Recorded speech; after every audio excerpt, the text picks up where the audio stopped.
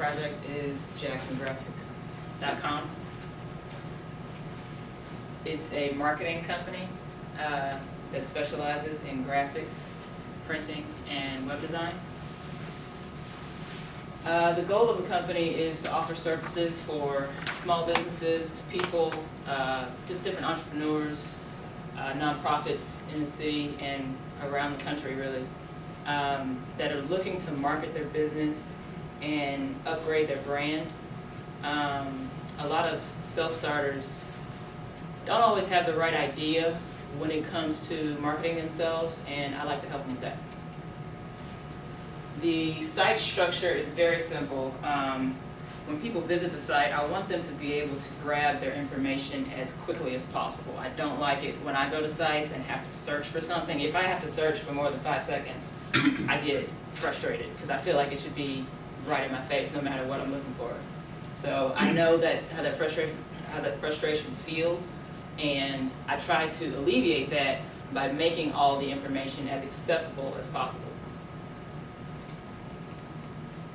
Now the wireframes are really simple to add to people being able to find the information quickly. I don't want to give people a lot of flash and pizzazz. I'm not interested in that. I just want to present the information. I want to make it look good, but I don't want a lot of unnecessary design, basically. And I don't want the design to take away from the information. Same thing with these pages.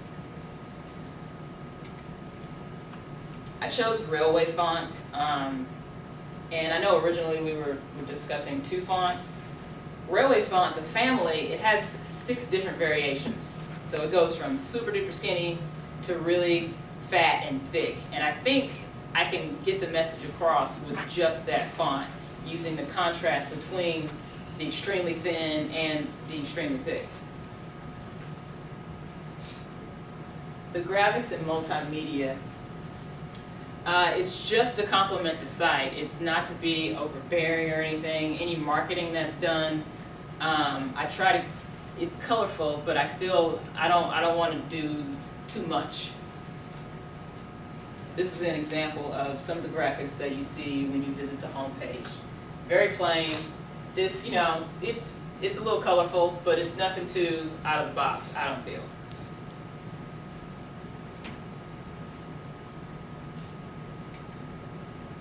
This is an example of the main menu. Again, not flashy. Originally, they're all a light gray. If you're on the home page, then you'll see it's that turquoise color. And if you're hovering on a menu item, then it's a darker gray. It's not a lot of movement. It's just to let the person know, hey, you click me, this is what happens, and keep it going. This is an example of the home page. As you can see, very similar to the wireframe, just some items that are kind of stuck in there where those placeholders were. Nothing super duper flashy, very, very simple design. Find your information, get what you need, keep it going. That's it. Don't sit down yet, don't sit down. You gotta stay there. In case anybody got any questions. Any questions? No questions, but I really like the template, how it balanced out the white and the colorfuls. So it wasn't just a bunch of colors and little white. And yeah, I like it. Stop on there. Hi, my name is Drew Davis, and this is my final project. Website development process. In week 1, we was talking about universal usability, how we can start getting ready for making new things that can help us promote us to look for a web graphic job in the future.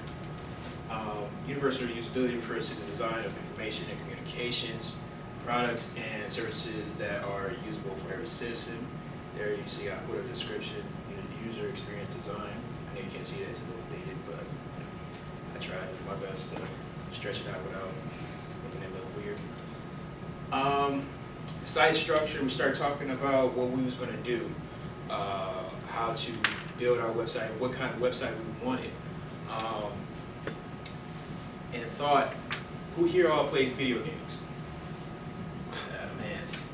When you go to video game, do you buy your video games online? You ever bought your video games online? At times, yeah. Yeah, at times. Mhm. Where you go to? For online, I go to Steam. You go to Steam? Mm-hmm. Yeah. Where you go to, Kevin? Usually GameStop. GameStop. Big When brand. you buy games online, when you buy those products, does it show the description and stuff, the reviews and whatnot, what they The have? information. But it's not really like vivid on what's going on. They don't give you a lot of pictures, do they? I wanted to build a website that not only shows you the description and you can buy the games off it, but you can also trade those games in online. You can put them in a box and you can send them away and you get credit for them. Whatever you want to do, you want to put it on a card or something in that nature. I want to do something like that. And here I have a website diagram showing what I was thinking about how to do it, how the products and how it should be layered. This is my visual design, the wireframe. Wireframe is pretty much what you want to do. It's like a rough draft to like an English paper, but for web graphic, it's like you're trying to figure out what you want to do, how you want to put it, where you want to put it, and what's it going to say. This is the font. I thought about it. I even researched a couple of websites like GameStop, GameFly, IGN. Some of their fonts is they change it. They change it all the time. Every year they change it, and that's just like with the internet. They'll always change throughout the maybe months or years. So there's always some new different logo. So I came up with I don't know how to pronounce it actually. 93 and Arial. There's some others I came up with to put in there, but I thought it would be pretty cool. And if I had any kind of second guesses, I can choose whatever ones I had at the bottom, the different styles. Graphics and multimedia. The wireframes containing placeholders, the images, pretty much the same thing like I said before. I had the wireframes set up, placeholders came afterwards. The navigation is basically from the website diagram where I had the sales, what's new, how is it going to be with passive, if I'm going to have it just like game consoles on one side, or am I going to have it just marketing or systems or any kind of computer business? Because I'm not trying to just sell video game consoles. What I'm also trying to sell is like computer bits, anything that has to do with technology. You put it up there, you can sell it, get credit back, something like eBay, but just with video games. Usability and accessibility. Week 7, I made the paper on disabilities of people that has to learn. We did that last week. I never really thought about it because my grandmother had glaucoma and she had cancer, and I didn't really feel like how people with disabilities go about looking at the website. How do they access the internet? I even have an uncle that's deaf. How does that work for him if he needs to use the internet?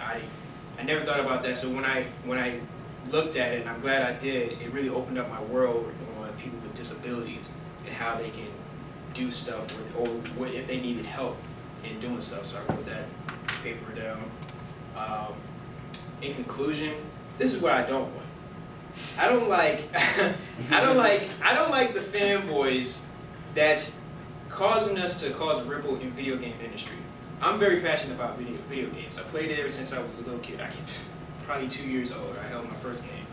I hate that we have this kind of community. We have this kind of we're in this state where we're fighting each other in video games. Where back then we didn't even have that. We was all playing video games. Different companies didn't have to come at each other's necks. I want that all to cease and desist. I want to build something, not only video games, but maybe a company that can change people's minds, that we can all get together and we can all play, have fun with video games. And that is all.